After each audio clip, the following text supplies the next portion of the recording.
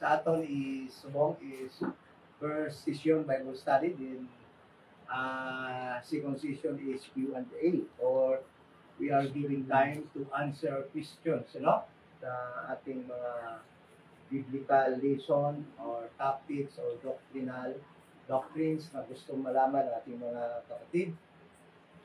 So, some of them actually, maliban sa inyo na gusto magtanong ng direkta dito, we are answering question being heard to us through comments sa mga comment section, private message, may mga nagpa-private message sa atin, at meron pa tayong naka-line up na mga questions na sasagutin galing sa ating kapatid kay Sister Arlene Dizon, at another follow-up question from our brother from Bacolod, Sister Arlene Dizon from Manila, Luzon.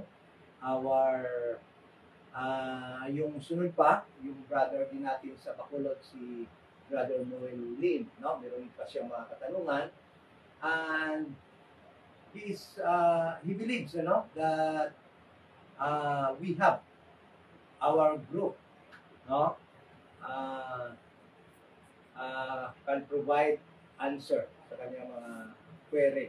Kaya sikapin natin na meron siyang na-provide sa atin na isang video. Sabi niya, hindi ko pa napanood.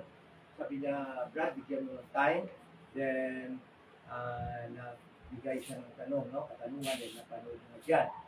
At yan ay ating sasagutin sa mga susunod natin na session, every Sundays. Nasabi na, hindi na temporarily yung ating Wednesdays and Saturdays na halt muna o napigil muna dahil nga meron tayong mga importante na gawa din sa ating kabuhayan, kaya pasensya muna. So, ang tanong ngayon natin sasagutin is this, how did you come to the conclusion that Genesis 1:28 does not command Adam and Eve to procreate? Okay, so basahin natin yung Genesis chapter 1 verse 28. Sabi niya dito, yung belief, yung result kasi ng study natin opposes, oppose or contradict sa lahat ng belief ng tao. Almost, halos lahat talaga. Wala ka pang dinig na itong verse na ito, hindi nagpo-command kay Adam and Eve to produce babies or magkaanak. Sabi dito, and God blessed them, and God said unto them, be fruitful, and multiply, and replenish the earth, and subdue it, and have dominion over the fish of the sea, and over the fowl of the air, and over every living thing that moveth upon the earth. So, let us pray. Umalabadal, sana po maliwanagan kami sa verse na ito. Kung ano ba ang tama na yung ibig sabihin sa verse na ito. We pray and thank you in Jesus' name. Amen. So, itong verse na ito, lahat na denomination, lahat na nagtuturo ang pagkaintindi na nag-command ang God na si Adan at si Eva ay mag-produce ng babies or mag-procreate and to fill upang mapuno ng tao ang mundo o ang earth na ginawa ng Panginoon. So, kung titingnan natin umpisa sa verse 1, yung earth sa verse 1 na ginawa ng Panginoon na heaven at saka earth, referring to the third heaven where God dwells, at saka yung earth na ginawa ng Panginoon ay it was destroyed. In verse 2, yung earth nagiging unlivable, without form, and void, according to verse 2. So, alam niyo, pag gumawa ang Panginoon, hindi pangit. Maganda yun. Livable yun. The truth is, kung titingnan natin sa Book of Jude, ang first na unang tumira talaga sa earth sa Genesis chapter 1, verse 1. Others will accuse me of believing the God theory. Okay? And that is true. I do believe that something big happened in verse 1 of Genesis and verse 3. In between, no? Something big happened in between. No? So, ang tawag nila dyan, capture. Okay? And the truth is, hindi yan churi. Talagang totoo yan. So, when the earth that was void in verse 2, unlivable, without form, filled with water. Sino makatira sa earth na ito kung puno ng water hanggang heaven? Wala talaga. Kaya void yun, unlivable, during the time. When it was restored by God from verse 3 up to the end of chapter 1 of Genesis, makita natin that God also made man, created man. And makita natin na male and female. Okay? And this creation of God actually, no, were created according in the likeness of His image. What does it mean? Pag ginawa kang in the likeness of God's image, meaning you are eternal being. Okay? Eternal being. Tandaan natin yan. Eternal being, si Adan at si Eva before they committed sin against God. Okay? So, the belief, according to this Bible, King James Bible, King James, no, or KJV, King James Bible, the only preserved Word of God. No? Bakit only? Kasi ito lang talaga, no? Ang circulated Word of God, preserved Word of God sa time natin. Meron pa ba iba noon? Nung panahon before? Yes, I do believe. I believe that the Matthew's Bible that was being destroyed, no, burned together with its translator, Tyndale, was also sabi natin preserved by God during the time. But talaga kaya tingnan mo, sinikapan talaga ng mga against sa Bible. Sikap talaga sila na mawala yung Matthew's Bible that was translated by Tyndale. Bakit? Because doon makikita mo rin ang truth doon.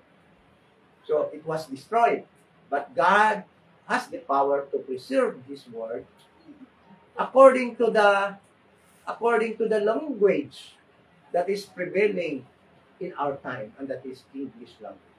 Diba?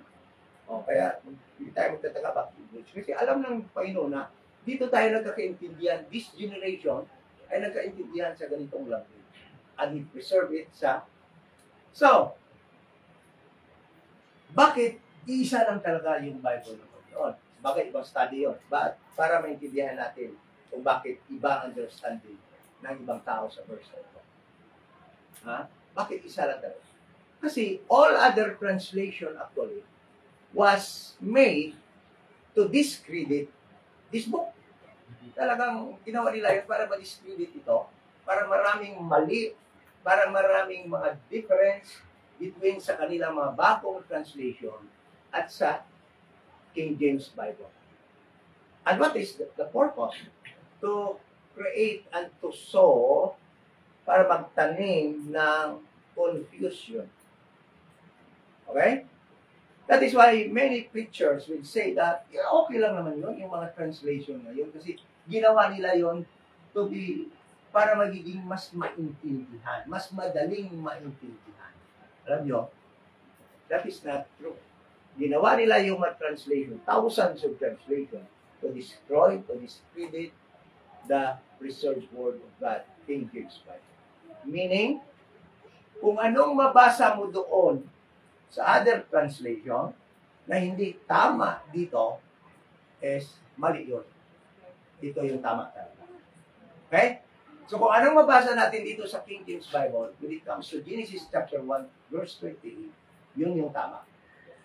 So, what leads people, teachers, to believe na ang Genesis 1:28 ay nagsasabing mag-procreate si Adam at si Eve o maggawa ng baby upang dumami ang tao sa mundo yun.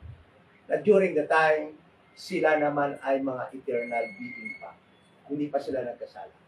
Because of translation. Bibigyan ko kayo ng example. Sa New International Version, Genesis 1:28, basahin mo. Ano sabi dito? Genesis 1:28. God blessed them and said to them, be fruitful and increase in number. Dahil increase in number. Ibig sabihin, talagang, paano kayo mag-increase ng number kung hindi kayo manganak? Kaya, ibig sabihin, manganak kayo, dumami kayo, increase in number. But hindi yan kasi ang pagkasabi sa King James Bible. King James Bible. Iba po to. ESV. Anong pagkasabi dyan? Have children. Kita mo? Have Have children. many children. Fill the earth and take control of it. Kita mo? Roll over the fish in the sea and the birds in the air. Kaya nga, Parang so, ganun. mali talaga yun. Kasi isa lang kasi ang preserved word of God. God did not preserve His word in many translations. Kundi sa King James Bible. Right? So, kung hindi naman ako na kukuman sa uses, pero kung possible lang, have one King James. Replace that with King James. So, ang pagkasabi dito is, and God blessed them, and God said unto them, be fruitful and multiply and replenish the earth. So, the earth. Okay?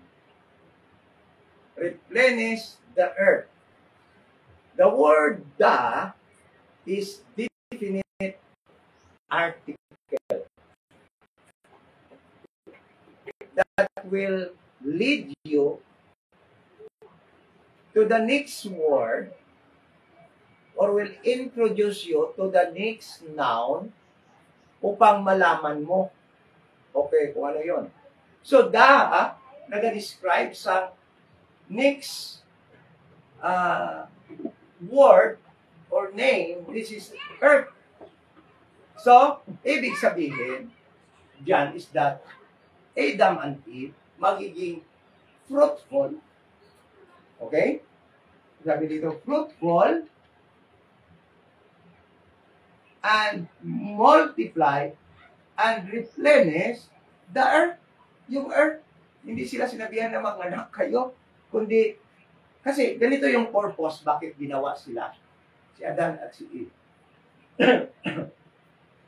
Si Adan ginawa for this primary purpose. Verse 15 of chapter 2. Ano sabi?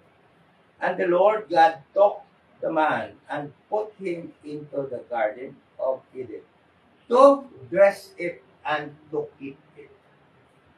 That is the work of Adam, why he was created, to dress and to keep good care of God's earth. Alam niyo, sabihin ko sila. Kasi may daming nagalit sa akin. Daming nagalit sa akin. Nung sinabi ko na the most important creation of God to Him, to God Himself, para sa Kanya is His earth. Bakit? Tatanungin ko kayo. Tatanungin ko kayo. Pag meron kang malaking bahay, milyon yung bahay mo. Nilagyan mo ng caretaker. Sino importante sa yung caretaker o yung property mo? O, di ba? Parang ganun nangyari. Kaya dan at kay iba. Yung pinaka-importante para sa Diyos, yung kanyang, nilagyan niya ng caretaker na tao. O, di ba? So, sino mas importante? Kaya marami nagalit sa akin, parang talagang, kasi feeling kasi ng tao, siya talagang importante para sa Diyos. Makasarili talaga yung tao. Ako yung importante para sa Diyos. Kaya, hindi talaga ako, darating na ito sa universalism life, kaya hindi talaga nila ako sa ano yan? Sa ano ang bilip yun? Kaya, God is love. Ako ang pinaka-importante sa Diyos, kaya hindi ako kaya ng Diyos itapon sa impyerno. Dahil ako yung pinaka-importante sa Kanya. Yung mga prosperity gospel preacher. Diba? Sila ni Austin, Joel Austin, yung mga malalaking pera. You are so loved to God that God will not suffer you to live in hell for eternity. No? But the truth is, man was created only by God to take good care of His earth. Ha? Kaya, galit nila sa akin talaga. Ano ba? Kasi gusto nila, sila talaga importante para sa Diyos. No. The earth, the issue. The truth is, the issue between Satan and between God, the contest between God and Satan, is all about the earth. Not because of man. Not because of Adam and Eve that were tempted by Satan. It's because the earth that was given to Adam by God to take good care was taken by Satan from Adam. And the issue right now is God promised a Savior that will take back the earth from Satan, and that is Jesus Christ. The issue talaga ng laban ng Panginoon is about the earth na nakuha ni Satan from Adam. Because sabi dito, have dominion, sabi ng God kay Adam, have dominion over everything on earth. Kaya nga, yan ang issue. So during the time that God created Adam and Eve, when they were in God's image, they were actually eternal beings, capable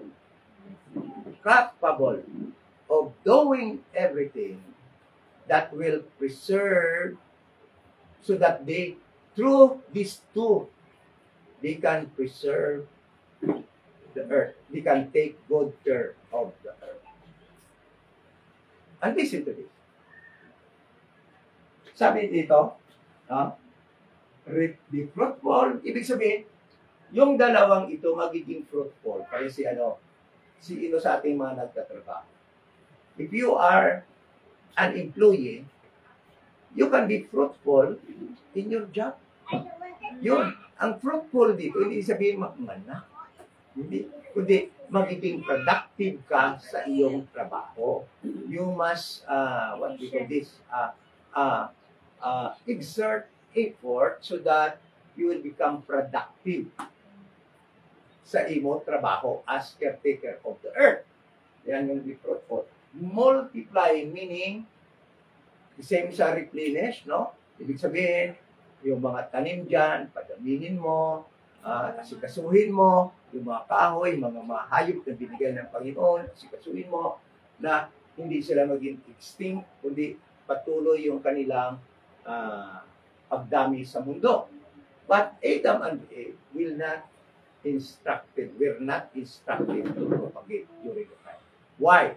Because they are, at the time, eternal being, and they are capable to do their job, to take good care of the earth. Matthew 22 verse 30. Tingnan mo to. Matthew 22 verse 30.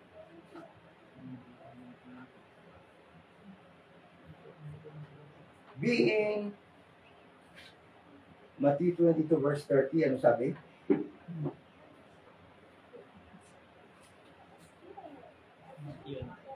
Matthew 22 verse 30. Sabi dyan. For in the resurrection they neither marry nor are given in marriage, but are as the angels of heaven. Tingnan nyo? Angels are eternal beings, and they were not allowed to marry or propagate or to produce babies. Ibig sabihin, once ginawa nila yon, it is a violation Violation yon sa tawag dito, order of creation ng Panginoon.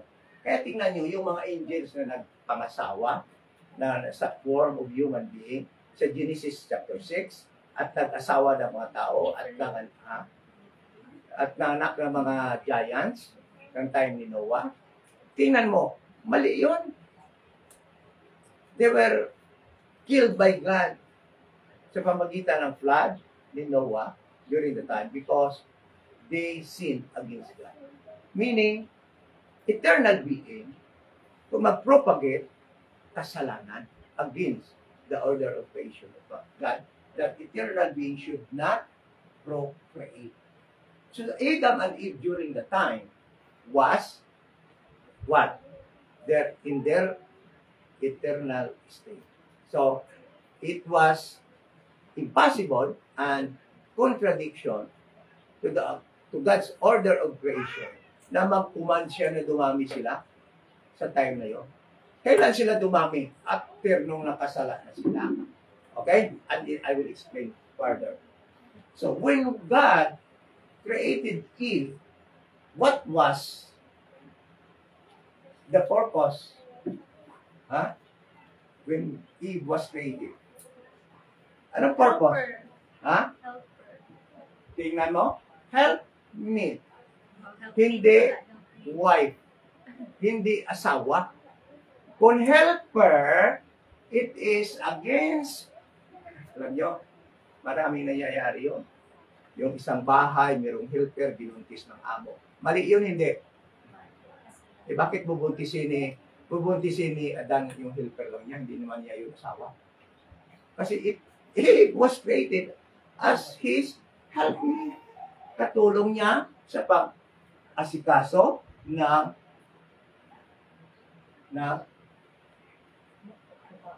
pag-asikaso ng earth ng Panginoon. Okay? Then, another thing. Let us compare Genesis chapter 1 verse 22. Genesis 1:22. This will enlighten us. This will enlighten us between the difference of multiply and replenish the earth and multiply in the earth. Basahin mo, Genesis 1:22. Ano sabi sa Genesis 1:22?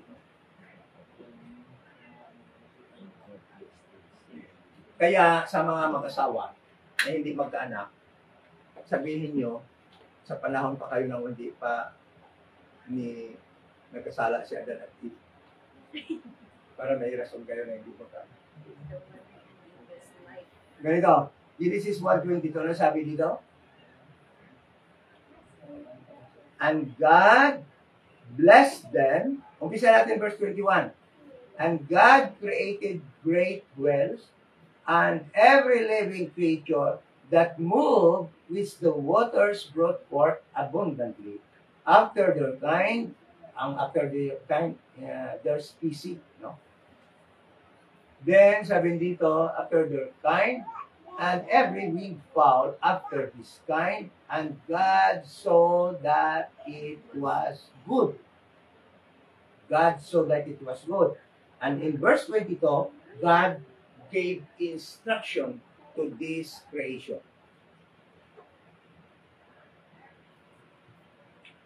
Tanong. Nung mag-instruct ba ang God sa verse 22, andyan na si Adan at si Eve? Wala pa. Siguraduhin, no? Verse 22.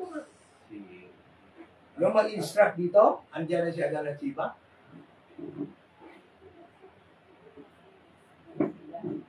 Wala. Very good na. Wala pa. Verse 22, kailan pa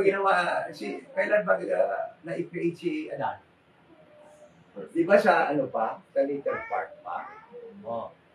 But listen to this. God already gave instruction to his creation. Peace, wing fowl, birds, no? Nag-give na siya ng instruction. Alam nyo, listen to this. Alam nyo ba na itong mga tanim na ito, he can understand God? Yung mga malunggay na yan, yung mga yan, yung mga creation, they can understand God. God gave them instruction. Yung mga fish, yung mga birds, they can understand God. Kaya, mayroong nagsabi sa akin, bakit magiging importante ang tao kaysa earth? Na ang tao is nag-i-interact with God. Yung earth daw hindi. Sino may sabi sa'yo? The earth understands God.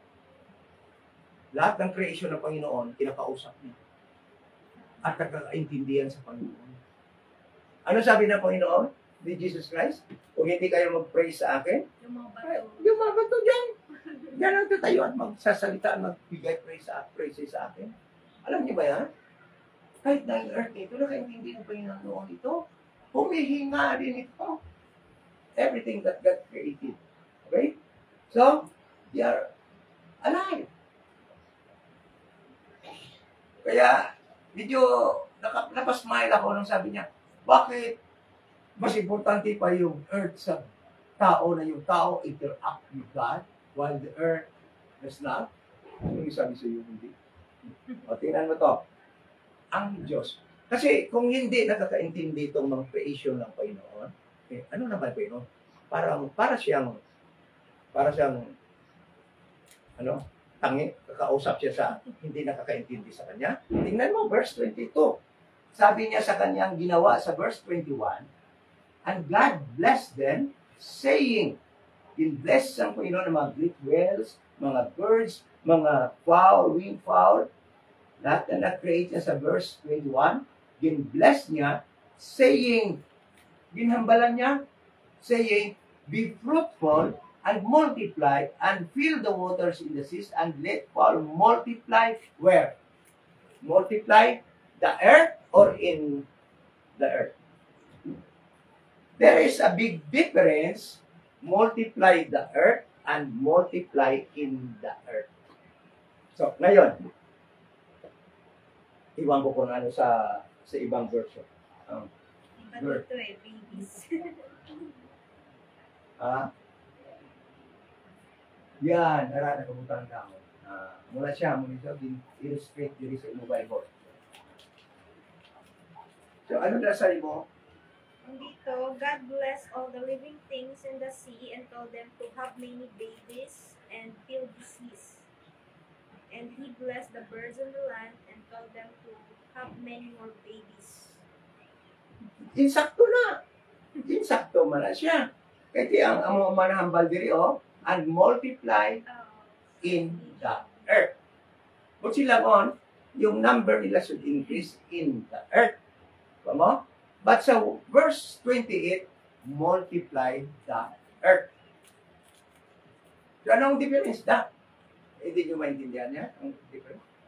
Ang difference ng da and in the. So, another example. Let's do na mo. Another example na magbibigay sa iyo ng kaliwanagan. Genesis chapter 7, verse 1. After the flood, so maintindihan natin, bakit hindi ang Panginoon nag-uman kay Adam and Eve na mag-multiply sila? There was no need.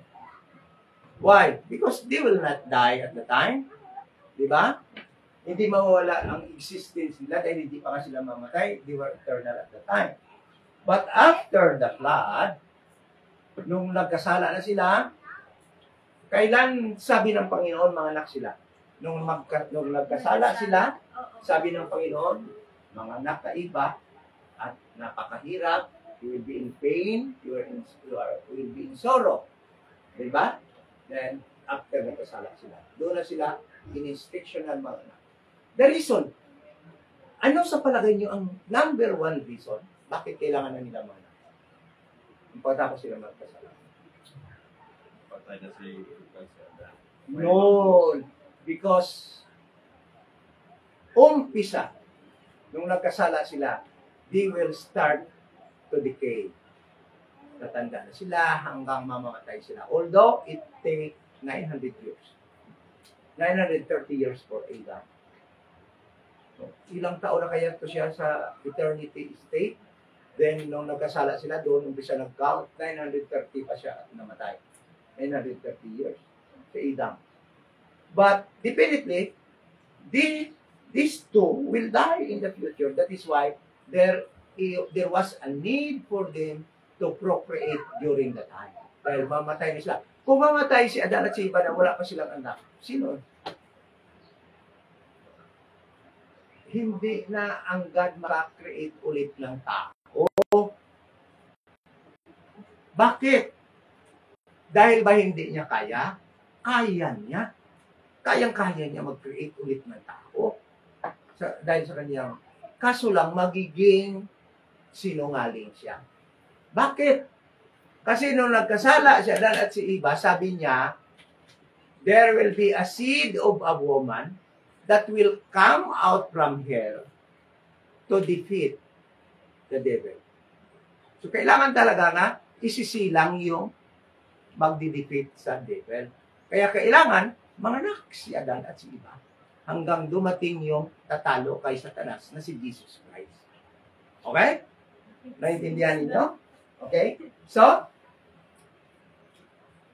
verses. There are two verses in chapter 7 that will prove the difference between replenish the earth and replenish in the earth. Read. Genesis chapter 7 verse 1. Palihog basa po.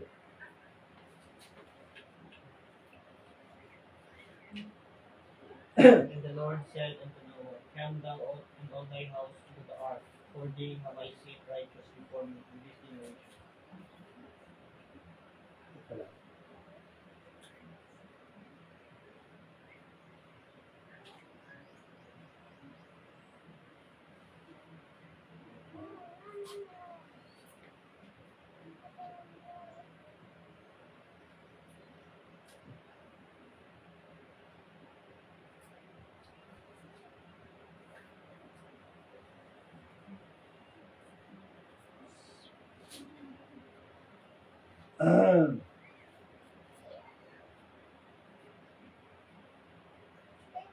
Chapter 9, verse 1.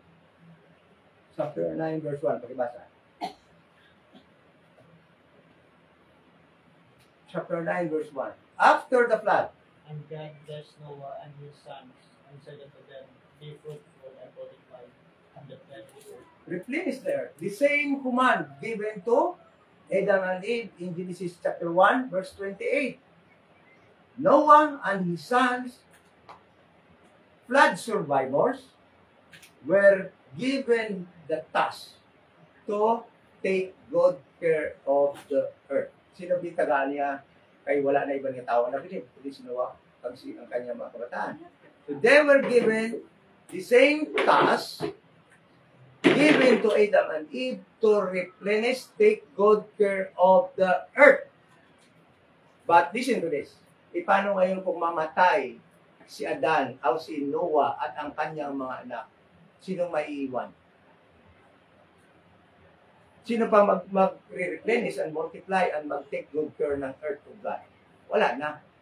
Kaya in verse 7, listen to that. Read again in verse 7. And you will notice the difference between replenish the earth and replenish in the earth. Ano sabi niya sa verse 7?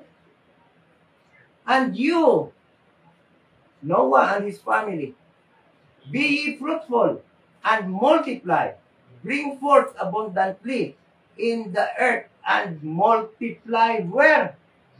Therein. That is a very specific instruction for Noah to propagate or to procreate so that they will be able to take good care of the earth. That is why, listen to this.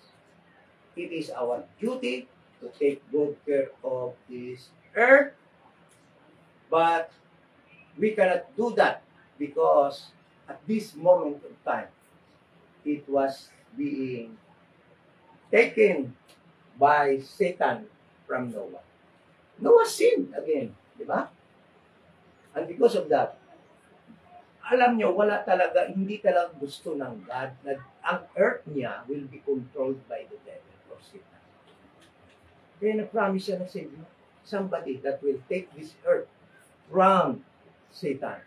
The issue is about the earth, not about us. Kung baga nga nagiging, ano ka tawag na ako sa gira pa, naging casualty, ay, na,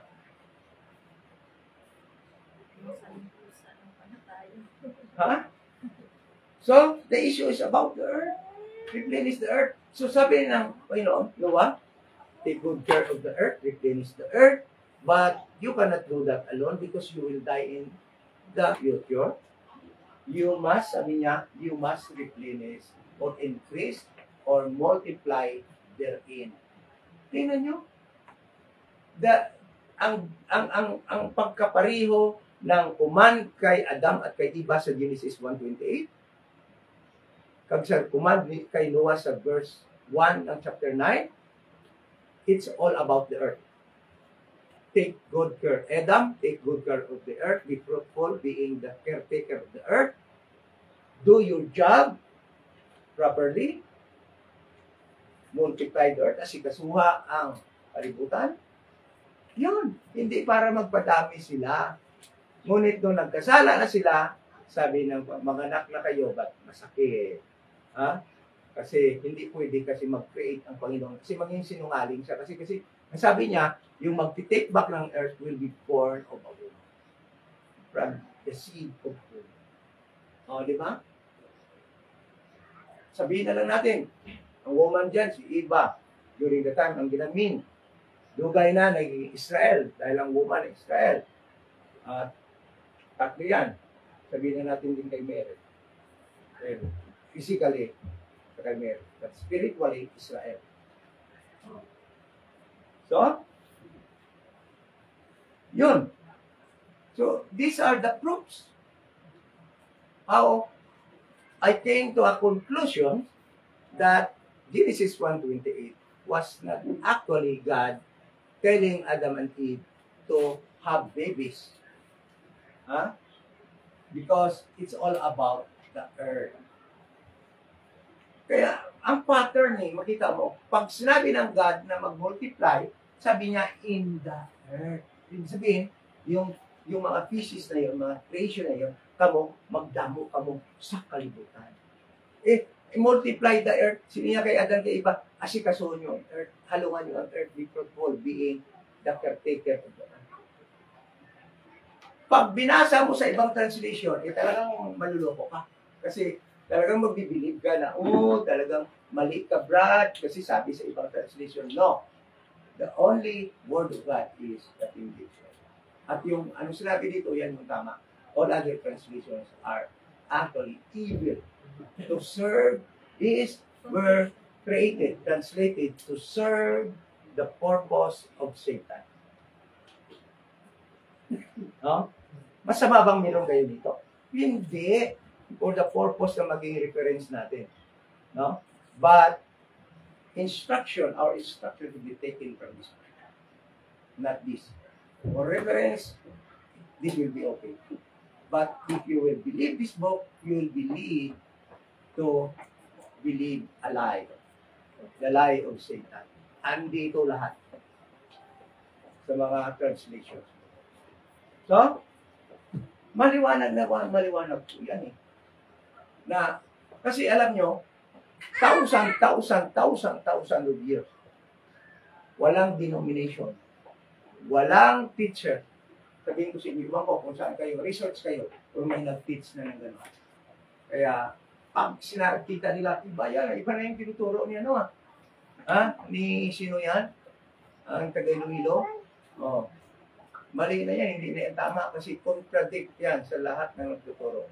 But, sabihin ko sa inyo, hindi ako natatakot magturo accordingly kung ano yung nasa Bible. Kahit sabihin pa nila lahat ng mali. Ito kasi yung aking final authority.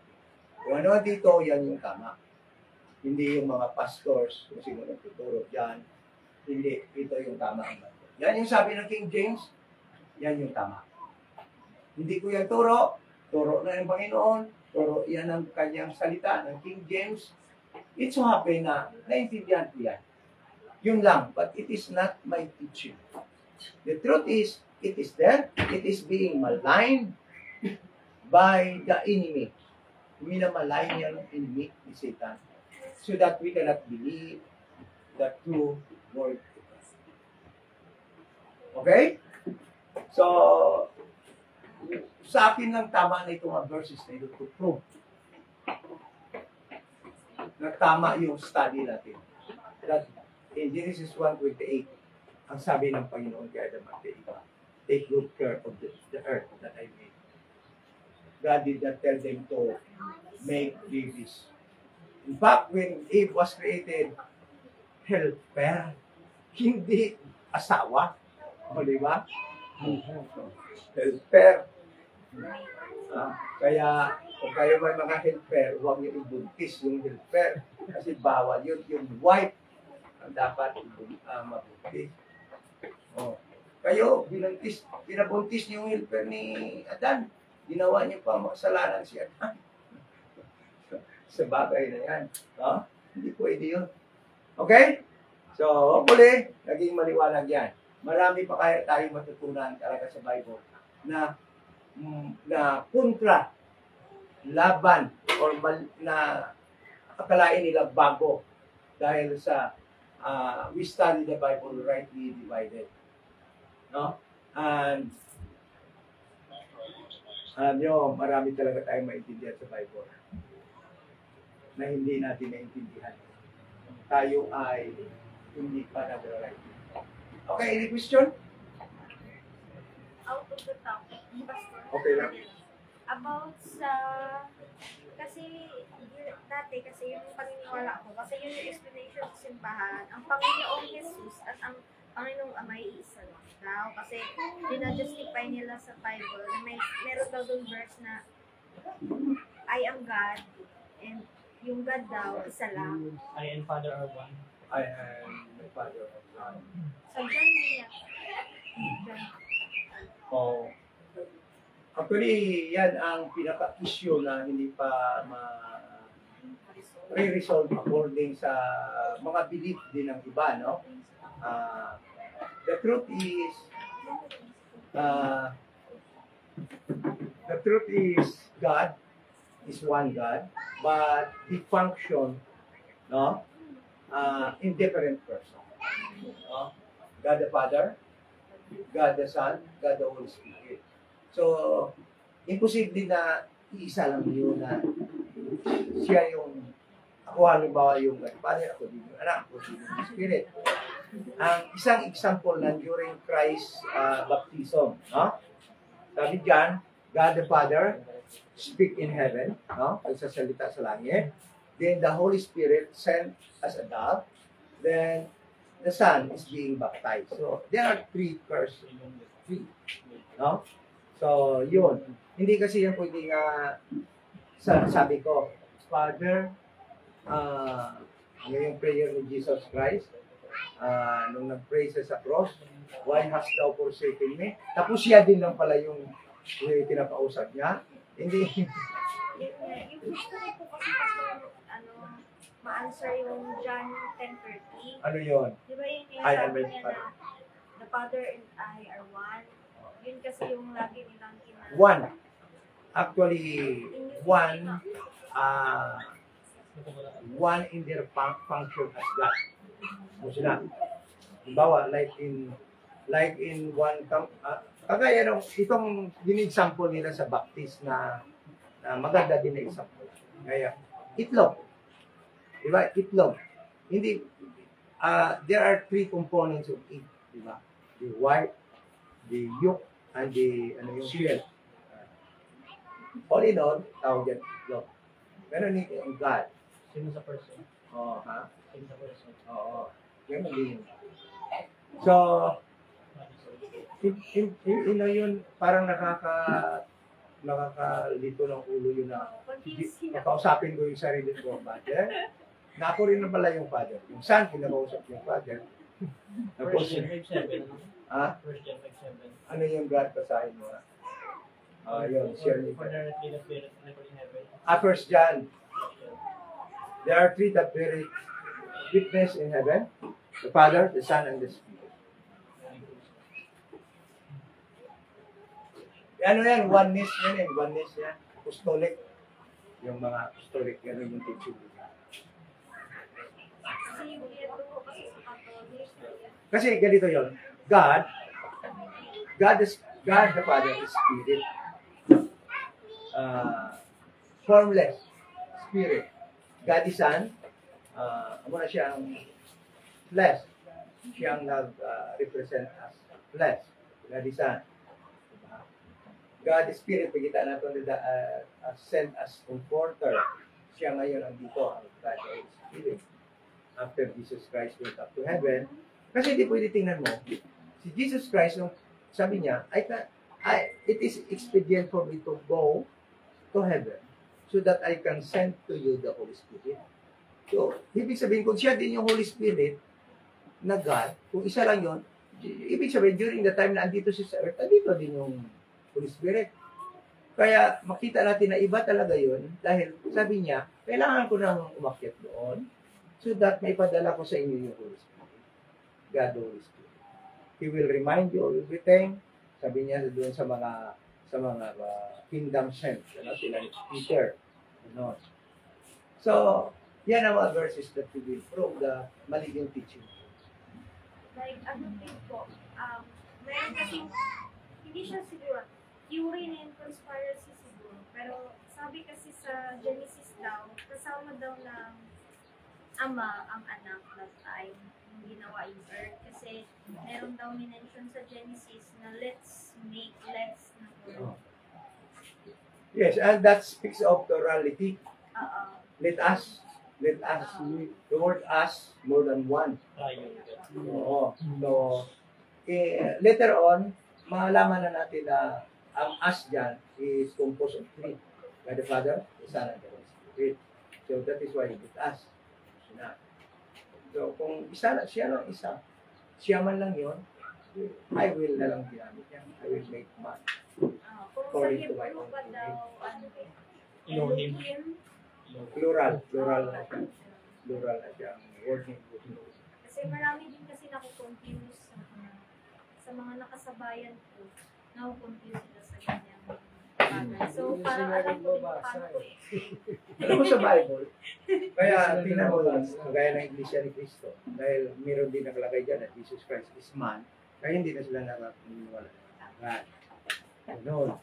Iba rin yung pag-intindi nila ng word na iglesia. Akala nila literal na simbahan. We are the iglesia ni Cristo, parang ganyan. We are the body of Christ. So, maganda yung mga gano'n na mga tanong para ma-address for the consumption ng mga ano. Kasi ang iba, hindi yung tanong, meron din yung tanong, ang iba. Ganun. May mga verses din sila na ito but hindi naman talaga na susupport ng ganong teaching. Hindi ka. Sa Iglesia, ang ilagapan, Romans 16:16. Ano yun? 16. Ang Salvation. sila daw ang Romans 16. Is the Great one another with a holy peace. salute one another with a holy peace. The churches of Christ salute you. Iglesia ni Cristo. Kasi, Amo ni ginagawa. churches, kasi kaya yan, ginaano nila. Kasi gamitan kanila ng Tagalog o Ilonggo ang pagsalita na ang Iglesia ni Cristo. Kaya yun, ang Iglesia ni Cristo kanilang pangalan. Parang gina-jive na lang nila yung nira-rhyme Iglesia ni Cristo. Kasi naman na yun. Church of Christ dyan, nagre-refer sa group nila ni Peter. Tagalog sila, mga Yung mga saved sa prophetic diagram. Mangit ang tawag na ano yun, LF, Little Flock. Yan yung Church of Christ. There is the Church of Christ na yan ngayon in this dispensation of grace. Because the church ngayon in Christ is the body of Christ. Hindi yung dyan po, Church of Christ. Yung church na mention dyan, Iglesia ni Cristo, Church of Christ, refers to the group of people na na-postpone yung program nila at wala na yun, hindi yung function. Kaya kung in-expect ng mga tao na pag ligtas sila ngayon, naanib sila sa grupo ni Peter, sa Little Flock, sa Church ni Christ God, sa Iglesia. Mali-mali talaga yan, wala talaga yan. Kasi kailangan mo maanib ngayon sa church, the body of Christ, the new creator, not the born-again church, but the new creative creator. Yun yung problema dyan yun. And alam natin na almost all denominations believe that they are part of the Church of Peter. Yun ang problema ngayon. Kaya yung inasahan nila, resurrection. Resurrection. Then, the worst thing is that marapture sila, then, resurrection pag-in. Tanan-tanan na lang, hina. Mabalik ko na diri, mahari si Kristo, kung naman sila. No? Maling-mali yung mga doctrine. Another talk, about naman po dun sa... Brother lang, tawag sa Ay, brother pa lang. About dun sa ano po, yung babalik daw si Christ na parang magnanakaw. Ang dami. Yung ganun, kasi may nag-explain may nagtanong kasi may nagsabi sa akin na ano daw, yung Panginoon daw, nandito na daw. Bumalik na. Oo, tapos nakikiusap sa bawat puso ng mga tao, sabi sa akin daw, ganyan. Na, kumbaga, kung maniniwala daw ako, marireveal daw sa akin, yung sekreto daw na, nandun din sa Biblia, may nilalapag sila sa akin. Wala nang sikrito. Ang secret already revealed through Apostle Paul. The mystery sa Bible, wala nang secret na i-reveal pa ang Panginoon. Lahat nakasulat na sa Bible. Yung sikrito sa time pass, merong sikrito. Ang sikrito ang dispensation of the grace of God, which is already revealed to Apostle Paul. Yan yung Romans 2:5. Sa time na ito, God will no longer reveal any secret. Wala nang sikrito i-reveal. It was already in the dispensation of the grace of God sa Romans 2:5. Yan lang yung lahat natin malalaman tungkol sa God ay nakompleto na dito sa dispensation of the grace of God.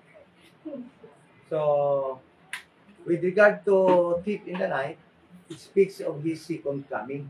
Na wala na tayo dito kasi ang ating iniintay hindi yung thief in the night, hindi yung second coming, hinihintay natin is rapture. And rapture will happen 7 years before the thief in the night or the second coming. Bago mag-occur yung second coming, na-rapture na tayo 7 years ago. Yun. Masyadong indifferent events. Ito po kasi yung sinat niya sa akin, yung sa Daniel 12:4 po. Ano yun? Ganyan po. At sinabi niya, yumaon ka na iyong lakad, Daniel, sapagkat ang salita ay nasarhan at natatakan hanggang sa panahon ng kawasakan. Marami ang magpapakalinis at magpapakaputi at magpapakadalisay, ngunit masasama ay gagawa na may kasamaan at wala sa masasama na makakaunawa, ngunit silang kantas magkakaunawa. Ang Book of Daniel was written to Israel. Hindi yan para sa atin. Yun nga. Sa dispensation of the grace of God. No? Written to Israel in time past and for in the future. So, wala yan tayong makukuha ng instruction para sa atin. Yung mga sinasabi diyan na ma-reveal sa kanila, it's all about the mystery, the secrets of God about sa future kingdom of Israel. Yung future kingdom na yan, information sa future kingdom na yan, will be revealed to them by the time sa 1,000 years na rin. Basta gani, Genesis chapter 12 up to Acts chapter 8. Then Hebrews to Revelation it's all about Israel sa promise ng God kay Abraham that they will become a great nation in this earth. Okay? Para sa atin in this dispensation of God is Romans to Philemon. Yung mababasa mo sa Romans to Philemon, except Romans chapter 11, Romans chapter 9 to 11, no? Tungkol na yon sa Israel din, no? So, yan yung tandaan natin. Na pag Book of Daniel, it's all about God's prophetic program to Israel. No? So, may mga things na ang sinasabi diyan, may mga things during the time of Daniel, kung siya ay prophet sa Israel, that the Jewish people cannot understand. That it will be revealed to them during the tribulation. So, actually, hindi walang bigat sa atin ngayon yan, the dispensation of grace. No? Dahil yung ating instruction is written from Romans to Philemon. Nakasulat yan. Kaya, tingnan mo yan. Halos yan, Romans to Philemon, contradiction kaysa mga books sa prophetic. So, yan yung mali ng mga denomination. Mix nila ang mga letters ni Paul, i-apply sa'yo, i-apply naman nila sa'yo yung mga mabasa nila sa Revelation, Hebrews, sa prophets, ipapagawa nila sa'yo. Kaya gawa ngayon halo-halo. Kaya nga po, honestly, confusing po. Yes, confusing. So, kasi nag-start pa lang kasi ako sa Kaya kagaya ng sabi ng Panginoon nga, during Christ came to and gave himself a ransom for many. Sabi naman ni Paul, Christ died. To gave his life for all. Para sa lahat. Ito contradiction yan, many and for all. So, kung hindi mo maintindihan yan, hindi mo i-identify. Yung sinasabi ni Paul, para pala sa lahat ng tao ngayon. Whether you are a Jew or Gentile, yung sinabi ni Paul, para yan.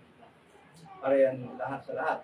Whereas doon naman yan sa Matthew, Mark, Luke, ang sabi ni Jesus Christ, para lang yun sa Israel.